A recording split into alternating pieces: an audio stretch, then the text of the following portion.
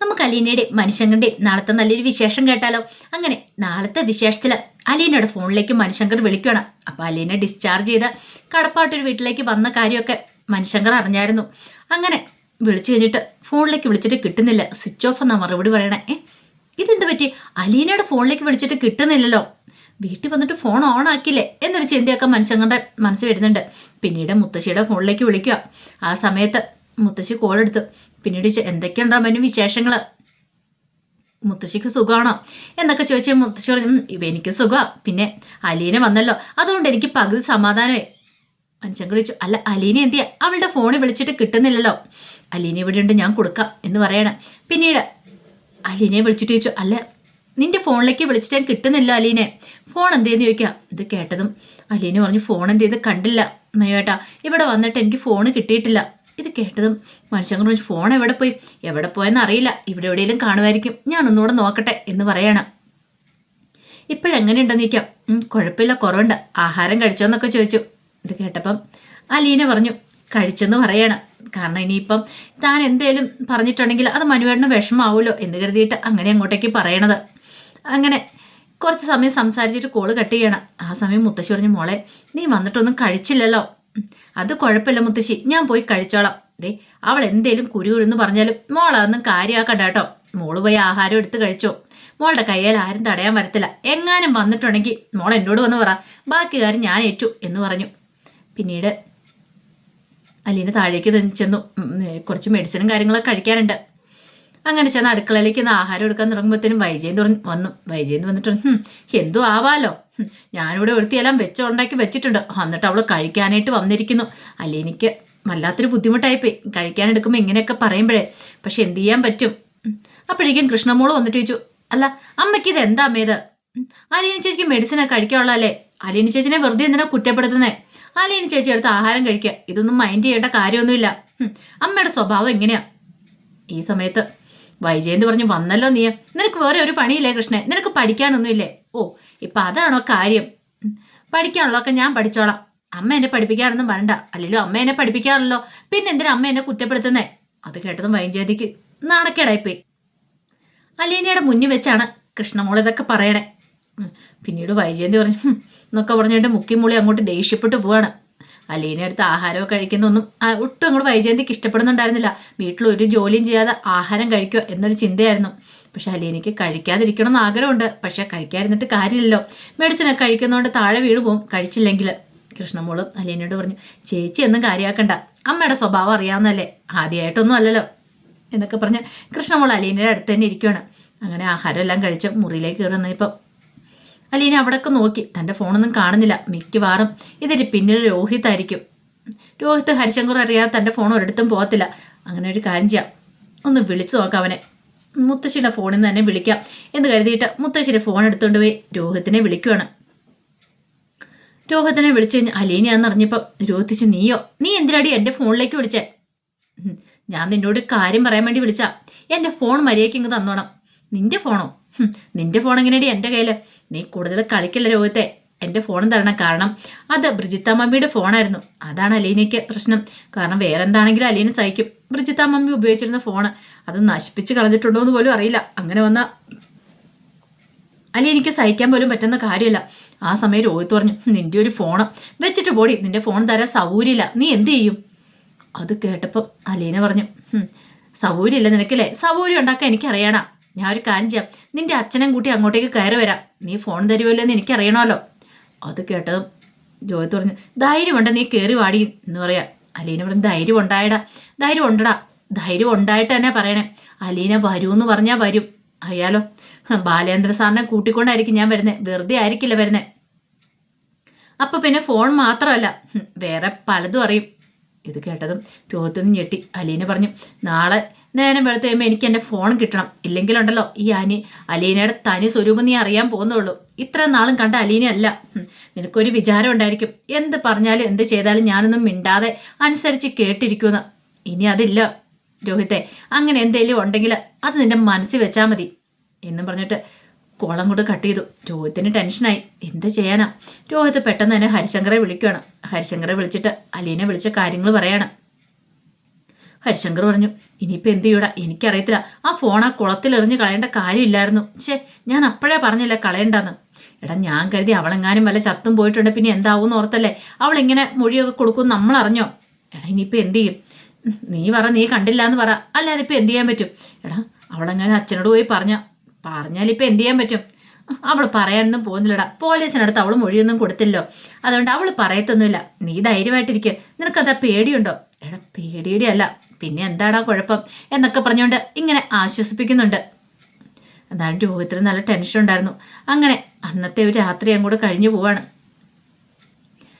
പിറ്റേ ദിവസമായി കഴിഞ്ഞപ്പം അലീന പതിവ് പോലെ എഴുന്നേറ്റപ്പത്തിന് മുത്തശ്ശി ചോദിച്ചു, അല്ല മോളെന്തിനാ രാവിലെ എഴുന്നേക്കുന്നത്? അല്ല അത് പിന്നെ മുത്തശ്ശി, മോളെ എഴുന്നേക്കൊന്നും വേണ്ട, അവിടെ കിടന്നു. എന്തിനാ ഇപ്പോൾ എഴുന്നേക്കുന്നത്? കുറച്ച് ദിവസം റെസ്റ്റ് വേണമെന്ന് ഡോക്ടർ പ്രത്യേകം പറഞ്ഞല്ലേ. പിന്നെ നീ എന്തിനാ എങ്ങോട്ടാ എഴുന്നേറ്റ് പോണേ? അല്ല അത് ഞാൻ പിന്നെ ചെന്ന് എന്തെങ്കിലും ചെയ്തില്ലെങ്കിൽ നീ അടുക്കള ചെന്ന് ഒന്നും ചെയ്യണ്ട. ഇപ്പം നീ ചെയ്തില്ലെന്നും പറഞ്ഞുകൊണ്ട് ഇവിടെ വൈജ മാത്രം എന്തേലും പറയത്തുള്ളൂ. ബാലേന്ദ്രനൊന്നും പറയാനൊന്നും പോകുന്നില്ല. ആ കാര്യത്തിൽ നിനക്ക് പേടി വേണ്ട. അല്ല ഞാൻ ചോദിക്കണമെന്ന് കരുതിയിരുന്ന സത്യത്തിൽ എന്താ സംഭവിച്ചേ? ഒരു കാരണവശാലും നീ കസേര കയറി കാല് തെറ്റി വീണല്ലെന്ന് എനിക്കറിയാം. എന്താ മോളെ എന്തേലും പ്രശ്നമുണ്ട്? നീ എന്താണെന്ന് വെച്ചാൽ എന്നോട് തുറന്നു പറ. അലീനി ഓർത്തു, മുത്തശ്ശിയോട് പറഞ്ഞാലോ? മുത്തശ്ശിക്ക് രോഗത്തിന് സ്വഭാവത്തെ ഹരിശങ്കറിനെ കുറിച്ചൊക്കെ അറിയാവുന്നതാണ്. പിന്നീട് ഓർത്തു മുത്തശ്ശിയുടെ മനസ്സ് വേദനിക്കോ, പക്ഷെ പറയാതിരുന്നിട്ടുണ്ടെങ്കിലോ. ഒടുവിൽ മുത്തശ്ശിയോടുള്ള സത്യാവസ്ഥ തുറന്നു പറയണം. ഇത് കേട്ടതും മുത്തശ്ശി ഞെട്ടിപ്പോയി. മുത്തശ്ശി ഒരിക്കലും പ്രതീക്ഷ കാര്യമായിരുന്നില്ലത്. നീ എന്തൊക്കെയാ മോളെ പറയണ നിൽക്കും? അതെ മുത്തശ്ശി, എനിക്ക് വേറൊരു മാർഗ്ഗമില്ലായിരുന്നു. അല്ല എന്നിട്ട് നീ എന്തായിരുന്നു ബാലേന്ദ്രനോടൊന്നും പറയാതെ? അത് പിന്നെ ഞാൻ പറഞ്ഞിട്ടുണ്ടെങ്കിൽ ഈ കുടുംബത്തിന് അന്തസ്സും അഭിമാനം പോകത്തില്ലേ? പിന്നെ തലയുർത്തി പിടിച്ച് നടക്കാൻ പറ്റുമോ? വൈജയന്തി മാഡത്തിനാണെങ്കിലും പിന്നെ ആരുടെയും മുന്നിൽ തലയുർത്തി പിടിച്ച് നടക്കാൻ പറ്റുമോ? ബാങ്കിലൊക്കെ ജോലിക്ക് പോകണ്ടല്ലേ? മോൻ ഇങ്ങനെയുള്ള കേസ് പെട്ടെന്നറിഞ്ഞാൽ പിന്നെ കൃഷ്ണമോളുടെയും ബബിതയുടെയൊക്കെ ഭാവി എന്തായി തീരും? പോലീസ് കൊണ്ടുപോകത്തില്ലേ? എല്ലാം ഓർത്തിഞ്ഞിപ്പം മുത്തശ്ശിക്കും തോന്നി ശരിയാന്നുള്ള കാര്യം. പക്ഷെ എന്നാലും ഈ കുട്ടി അനുഭവിച്ച വേദന ഇവൾക്ക് എന്തായാലും സംഭവിച്ചു പോയിരുന്നല്ലോ. സ്വന്തം ജീവൻ തന്നെ ഇവള് ബലി കൊടുത്തിരിക്കുന്നത്. അതൊക്കെ ഓർത്ത് കഴിഞ്ഞപ്പോൾ മുത്തശ്ശിയുടെ കണ്ണ് നിറഞ്ഞു വന്നു. എന്നാലും എൻ്റെ മോളെ എനിക്ക് ചിന്തിക്കാൻ പോലും പറ്റുന്നില്ല. ശരിക്കും നിന്റെ സ്ഥാനത്ത് വേറെ ഏത് പെണ്ണാണെങ്കിലും ഓൺ ദ സ്പോട്ട് തന്നെ രോഗത്തിനെയൊക്കെ കുടിക്കാനാ. പക്ഷെ നീ അതിന് മാത്രം നിനക്ക് ഈ കുടുംബത്തോട് എന്ത് ബന്ധമാണ് മോളെ ഉള്ളത്? ഈ കുടുംബത്തിലുള്ളവരെ നീ ഇങ്ങനെ കാണാനായിട്ട്. അപ്പോഴേക്കും അലീന പറഞ്ഞു, ഞാൻ പറഞ്ഞല്ലോ മുത്തശ്ശി, എൻ്റെ സ്വന്തം കുടുംബത്തെ പോലെ തന്നെ ഞാൻ ഈ കുടുംബത്തെ കാണുന്നത്. ഒരുപക്ഷെ എനിക്ക് കുടുംബം ഇല്ലാത്തതുകൊണ്ടായിരിക്കും, അച്ഛനും അമ്മയൊന്നും ഇല്ലാത്തതുകൊണ്ടായിരിക്കും ഞാൻ ഇവിടെയുള്ള ബാലേന്ദ്ര സാറിനെ വൈജയന്തി മാഡത്തിനെ അല്ല എൻ്റെ അച്ഛൻ്റെ അമ്മയുടെ സ്ഥാനത്താണ് കാണുന്നത്. പിന്നെ കൃഷ്ണമോളെ രോഗത്തിന് ഭവിതനെയൊക്കെ ആണെങ്കിലും കൂടപ്പുറപ്പുകളെ പോലെ തന്നെയാണ് കാണുന്നത്. അതുകൊണ്ടാണ്. ഇത് കേട്ടതും ഒരു നിമിഷം ആലോചിച്ചിട്ട് മുത്തശ്ശി പറഞ്ഞു, നിന്നെക്കൊണ്ട് മാത്രമേ ഇതിനൊക്കെ സാധിക്കുകയുള്ളൂ. എനിക്ക് ഇത് ഓർത്തിട്ട് തന്നെ എൻ്റെ ചങ്കിടിക്കുക, എനിക്ക് ചിന്തിക്കാൻ പറ്റുന്നതിൽ അപ്പുറം എന്നൊക്കെ പറഞ്ഞു. പിന്നീട് പതിവ് പോലെ തന്നെ വൈജയന്തി രാവിലെ എഴുന്നേറ്റ് അടുക്കളയിലേക്ക് കയറി. 2-3 ദിവസമായിട്ട് അങ്ങനെ തന്നെയാണല്ലോ. ഇടയ്ക്ക് അലീന അങ്ങോട്ട് ചെന്നു. അലീന ഇന്ന് പതുക്കെ ചായയൊക്കെ വെക്കാനായിട്ട് സഹായിക്കുമ്പോഴത്തേനും വൈജയന്തി അവിടെ കിടന്ന് ചീറുവാണ്. വൈജയന്തിക്ക് നല്ല കട്ടക്കലിപ്പായിരുന്നു. പക്ഷെ അലീന അതൊന്നും മൈൻഡ് ചെയ്യാനൊന്നും പോയില്ല. കാരണം മൈൻഡ് ചെയ്യാൻ തുടങ്ങിയിട്ട് അതിന് മാത്രം സമയം കാണുള്ളൂ എന്ന് തോന്നി. പിന്നീട് വൈജയന്തി പോകാനായിട്ട് ബാങ്കിലേക്ക് പോകാനായിട്ട് റെഡിയാവുകയാണ്. ഈ സമയത്ത് ബാലേന്ദ്രൻ അങ്ങോട്ട് ഇറങ്ങി വന്നു. ബാലേന്ദ്രനോട് ചായ വെച്ചിട്ട് പറഞ്ഞു, ഞാനിന്ന് ബാങ്കിലേക്ക് പോവാം. അല്ല വൈജയ്, നീ ഇവിടുത്തെ ജോലികളൊക്കെ തീർത്തോ? ജോലികളൊക്കെ എന്നെ ഇപ്പം അവളിവിടെ ഉണ്ടല്ലോ അലീന. എടി നിന്നോടല്ലേ പറഞ്ഞ അവളെ കൊണ്ട് ജോലികളും ചെയ്യാൻ പറ്റില്ലെന്ന്. അത്യാവശ്യമൊക്കെ ചെയ്തിട്ടുണ്ട്, വേണേ ബാക്കി അവൾ ചെയ്യട്ടെ, അല്ല ചുമ്മാ ഇവിടെ ഇരുന്ന് ഉണ്ണാനൊന്നും പറ്റില്ല എന്നൊക്കെ പറഞ്ഞ് ദേഷ്യപ്പെടുവാണ്. ബാലേന്ദ്രന് നല്ല ദേഷ്യം വന്നു. ബാലേന്ദ്രനൊന്നും മിണ്ടാതെ അവിടെ മാറിയിരിക്കണം. അപ്പോഴേക്കാണ് മനുശങ്കറിൻ്റെ വരവ്. മനുശങ്കർ അങ്ങോട്ട് വന്നു കഴിഞ്ഞപ്പോൾ വൈജയന്തി നീയോ? നിന്നെ ഒന്ന് കാണണമെന്ന് കരുതി ഞാൻ ഇരിക്കുമായിരുന്നു. അല്ല എന്താ ആൻറ്റി കാര്യം? അല്ല അവളുടെ കാര്യത്തിൽ എത്രയും പെടുന്നൊരു തീരുമാനം എടുക്കണം. ആരുടെ കാര്യത്തിൽ? അലീനയുടെ കാര്യത്തിൽ. അവളെ ഞാൻ ഇവിടെ നിന്ന് പറഞ്ഞു വിടാൻ പോവാ. ഇനി എനിക്ക് അവളെപ്പോഴൊരു വേലക്കാര്യത്തിൻ്റെ ആവശ്യമില്ല. അല്ലെങ്കിൽ അവളെ എന്തിനാ ഇവിടെ നിർത്തുന്നേ? ഇപ്പം അവൾ കൂടെ വെച്ച് വിളമ്പി കൊടുക്കേണ്ട അവസ്ഥ എനിക്ക്. പിന്നെ ഞാൻ അവളെ ഇവിടെ പിടിച്ചെടുത്തേണ്ട കാര്യമൊന്നും എനിക്കില്ല. ഇത് കേട്ടപ്പോൾ മനുഷ്യൻ പറഞ്ഞു, അത് കൊള്ളാലോ. അങ്ങനെയാണ് ആൻറ്റി ഒരു കാര്യം ചെയ്യാം, അവളെ പറഞ്ഞു വിടുവാണെങ്കിലേ എപ്പോഴാ പറഞ്ഞു വിടുന്നതെന്ന് പറഞ്ഞാൽ മതി. ഞാൻ വന്ന് അവളെ കൂട്ടിക്കൊണ്ട് പോയിക്കോളാം. ഞാൻ കാറും കൊണ്ടുവന്ന് അവളെ കൊണ്ടുപോയിക്കോളാം. ഇത് കേട്ടപ്പോൾ വൈജയന്തിച്ച് എങ്ങോട്ട്? അതെന്തിനാ ആൻറ്റി അറിയണേ? ആൻറ്റിക്ക് അതറിയേണ്ട കാര്യമില്ല. അവളുടെ കെയർ ടേക്കർ ഞാനാ.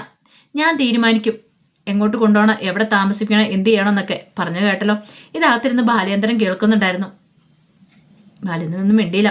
അപ്പോഴേക്കും വൈജയന്തി പറഞ്ഞു, മനു നീ ഏറ്റെടുക്കുന്നുണ്ടല്ലോ, ഇതെങ്ങനെ കമലയിടത്തേക്ക് അറിഞ്ഞാണ്ടല്ലോ. അമ്മ അറിഞ്ഞാൽ ഒന്നും സംഭവിക്കാൻ പോകുന്നില്ല. അല്ലെങ്കിൽ അമ്മയോടൊന്ന് വിളിച്ച് ചോദിച്ചു നോക്ക്. അലീന ഇവിടുന്ന് പോയിട്ടുണ്ടെങ്കിലേ അതിൻ്റെ നഷ്ടം ആൻറ്റിക്ക് തന്നെ ആയിരിക്കും. അറിയാലോ, അവളിവിടെ നിൽക്കുവാണെങ്കിൽ ആൻറ്റിക്കൊരു കുഴപ്പമില്ല. ചിലതൊക്കെ മനസ്സിൽ വെച്ചാണ് മനുശങ്കർ അങ്ങനെ പറയണത് തന്നെ. പിന്നീട് വൈജയന്തിക്കാണെങ്കിൽ എന്ത് ചെയ്യണം നിർത്തില്ല, കട്ടക്കലിപ്പായിപ്പോയി. അലീന എങ്ങനെയും അവിടെ നിന്ന് അടിച്ചിറക്കി വിടാന്നൊക്കെ ഓർത്തിരുന്ന. പക്ഷേ മനുശങ്കർ ഇങ്ങനെ പറയുമ്പോൾ എന്തെങ്കിലും ചെയ്യാൻ പറ്റുമോ വൈജയന്തിക്ക്? ഒടുവിൽ വൈജയന്തി ദേഷ്യപ്പെട്ട് കലുതുള്ളി അങ്ങോട്ടേക്ക് പോയി. ആ സമയത്താണ് രോഹിത് അങ്ങോട്ടേക്ക് ഇറങ്ങി വരുന്നത് സ്കൂളിൽ പോകാനായിട്ട്. രോഹിത്തിനെ കണ്ടതും മനുശങ്കർ രോഹിത്തിനെ നോക്കി. രോഹിത്ത് ഒന്ന് ഞെട്ടി, കാരണം ഒരു പേടിയുണ്ട് ഉള്ളിൽ, എന്തെങ്കിലും മനുവേട്ടൻ ചോദിക്കുമോ എന്നുള്ളത്. രോഹിത്ത് വന്നപ്പോഴത്തേനും മനുശങ്കർ പറഞ്ഞു, അതെ എനിക്ക് നിന്നോട് കുറച്ച് കാര്യങ്ങൾ സംസാരിക്കേണ്ട, നിന്നെ ഒന്ന് കാണണം. അതിനെന്താ, കണ്ടോളാൻ പറയണം. അപ്പുറം ബാലേന്ദ്രൻ ഇരിക്കുന്ന രോഹിത്ത് കണ്ടില്ല, മനുശങ്കരൻ കണ്ടിട്ടുണ്ടായിരുന്നില്ല. ആ സമയത്ത് മനുശങ്കർ പറഞ്ഞു, എനിക്ക് ഇങ്ങനെയല്ല കാണണ്ടേ, അല്ലാതെ അല്പം സംസാരിക്കാണ്ടെന്ന് പറയാം. ഇത് കേട്ടോ രോഹിത്ത് ഒന്ന് നോക്കി. രോഹിത്ത് ഒന്ന് നോക്കി കഴിഞ്ഞപ്പോൾ മനുശങ്കരൻ രോഹിത്തിനും കാര്യം എന്താ രണ്ടുപേർക്കും അറിയാം. എന്താണ് തന്നോട് ചോദിക്കാൻ പോകുന്നതെന്ന് രോഹിത്തിനറിയാം. രോഹിത്ത് പറഞ്ഞു, ഞാൻ ക്ലാസ്സിലേക്ക് പോവാം, എനിക്കിപ്പോൾ സമയമില്ല എന്ന് പറയണം. മനുശങ്കർ പറഞ്ഞു, ശരി നീ ക്ലാസ്സിൽ പോയിട്ട് വാ, എനിക്ക് സമയമുണ്ട്, ഞാൻ നിന്നെ കാത്തിരുന്നോളാം, നിനക്ക് വേണ്ടി ഞാൻ കാത്തിരുന്നോളാം എന്ന് പറഞ്ഞു. പിന്നീട് രോഹിത്ത് മനുശങ്കരെ നോക്കിയിട്ട് അങ്ങോട്ട് ഇറങ്ങിപ്പോവാം. അതിനുശേഷം വാതൊക്കെ ചെന്നിട്ട് ഒന്നുകൂടെ ഒന്ന് നോക്കി, ഒരു വല്ലാത്തൊരു നോട്ടം നോക്കി. പിന്നീട് അങ്ങ് തിരിയുമ്പോഴത്തേനാണ് ബാലേന്ദ്രൻ അകത്തിരിക്കുന്നത് കണ്ടേ. ബാലേന്ദ്രൻ ഇത് കേൾക്കുന്നുണ്ടായിരുന്നു. ബാലേന്ദ്രന് തോന്നി മനുശങ്കർ എന്തൊക്കെയോ കാര്യങ്ങൾ അറിയാമെന്നുള്ളത്. പിന്നീട് മനുശങ്കർ ബാലേന്ദ്രനോട് ഇന്ന് കാര്യങ്ങളൊക്കെ പറയാൻ പോവാ. ഇനി ഇതെങ്ങനെ വിട്ടിട്ട് കാര്യമില്ല, അങ്കിൾ എന്താണെങ്കിലും അറിഞ്ഞിരിക്കണമെന്ന് മനസ്സിലുണ്ട്, എന്തൊക്കെയാ സംഭവിച്ചെന്നുള്ള വ്യക്തമായിട്ട് കാര്യങ്ങളൊക്കെ അറിയണമെന്നുള്ളത്. അപ്പോൾ അതിൻ്റെ വിശേഷങ്ങളൊക്കെ കാണാൻ പോകുന്നത്. ആ വിശേഷങ്ങളൊക്കെ നമുക്ക് എല്ലാവർക്കും കാത്തിരിക്കാം കേട്ടോ. ഒരിക്കൽ കൂടി എല്ലാവർക്കും ശുഭദിനം നേർന്നുകൊണ്ട് നിർത്തുന്നു. നന്ദി.